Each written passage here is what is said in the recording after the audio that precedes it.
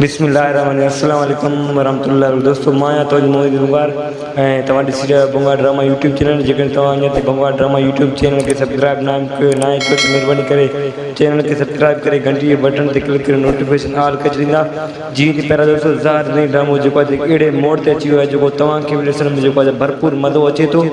ऐं जेको आहे त हाँ 57 एपिसोड का मथे जेको आहे त छा थियण वारो आहे, जेको हेठि जेका 55 एपिसोड थी विया उन्हनि में छा थियो आहे सभु कुझु तव्हां ॾिठो आहे। जेको अॻिते तव्हां ॾिठो आहे त अॻिते हाणे तव्हांखे ॾिसण वटा मिलंदो। पहिरियों दोस्तों ओठे ऐं जेको आहे त रबन वारनि जे पाण में दुश्मन तव्हांखे ॾिसण वटा मिलंदो। उन खां बाद जेको आहे गफ़ार ख़ान ऐं रबन वारा गॾिजी थी करे इहो मतिलबु ओठे वारनि सां विढ़ंदा। इहो मां तव्हांखे जेको वीडियो अपलोड कयो हुन में तव्हांखे ॿुधायो हुउमि। बहरहाल जेको आहे हिन वीडियो में मां तव्हांखे ॿुधाईंदुमि जेको आहे हाणे तमामु बहितरीनु स्टोरी अॻिते आहे। जेको उन खां बाद जेको आहे त ओठो जेको आहे त मिलंदो आहे हालार ख़ान। जेको हालार ख़ान चवंदो आहे जेको मां वकील सां मिली आयो आहियां। उहो वकील कहिड़ो आहे, मतिलबु उहो वकील जेको ओठो आहे त पाण ॾिठो आहे वकील सां न मिलियो आहे, मतिलबु ओठे सां अची मिलियो आहे।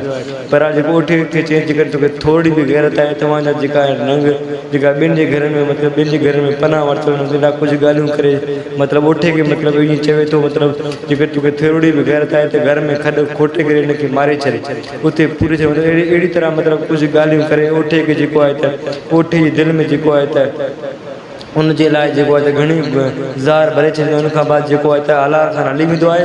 उन खां बाद जेको आहे त तव्हां ॾिठो पाण जेको त हालार ख़ान चवंदो आहे मां वकील सां मिलंदुमि। उहो वकील जेको ओठो बराबरि जेको आहे त ओठो ख़ान जेको सोचींदो मतिलबु उहो किथे आहे। ओठो ख़ान ईअं सोचींदो मतिलबु उहो खैरूअ वटि वञी करे उन पनाह वरितो आहे। मतिलबु अहिड़ी तरह जेको आहे स्टोरी तव्हांखे ॾिसण वटा मिलंदो। ऐं अॻिते तव्हांखे तमामु जल्दी इहो स्टोरी ॾिसण वटा मिलंदो। मतिलबु 57 या 58 या 59 एपिसोड में तव्हांखे ॾिसण इहो वटा मिलंदो। जेको आहे त ओठे वारा पंहिंजी भेण खे जेको आहे त खैरूअ खां आज़ादु करे जेको आहे त खैरूअ खे अधमो खे लठनि सां कुटिजो मार ॾींदा। ऐं उन खां बाद जेको आहे त पहिरियों दोस्तों ड्रामे में जेको आहे त अॻिते तव्हांखे इहो बि ॾिसण वटा मिलंदो जेको आहे त छा काफ़ी दोस्तनि जो इहे सवालात आहिनि छा रबन ऐं मीरा जो शादी थींदो। पहिरियों दोस्तों असांखे अहिड़ो को बि जेको आहे त ईअं न्यूज़ न मिलियो आहे या अहिड़ो को बि प्रोमो या को अहिड़ो स्टोरी या को अहिड़ो वीडियो जेको असांजे अॻियां साम्हूं न आयो आहे। असां को बि अहिड़ो न ॿुधो आहे जेको रबन ऐं जेको आहे त मीरा जो शादी थींदो। उन खां बाद जेको काफ़ी दोस्तनि जो इहो बि सवालात आहिनि छा गफ़ार ख़ान खे जेको आहे त ड्रामे में मारे छॾींदा ऐं हुनखे ख़तमु कंदा ड्रामे मां। पर दोस्तों का बि ख़बर न आहे थी बि सघे थो जेको आहे त हाणे जेको आहे त अॻिते जेको थी बि सघे थो मतिलबु पर गफ़ार ख़ान खे मारे सघनि था।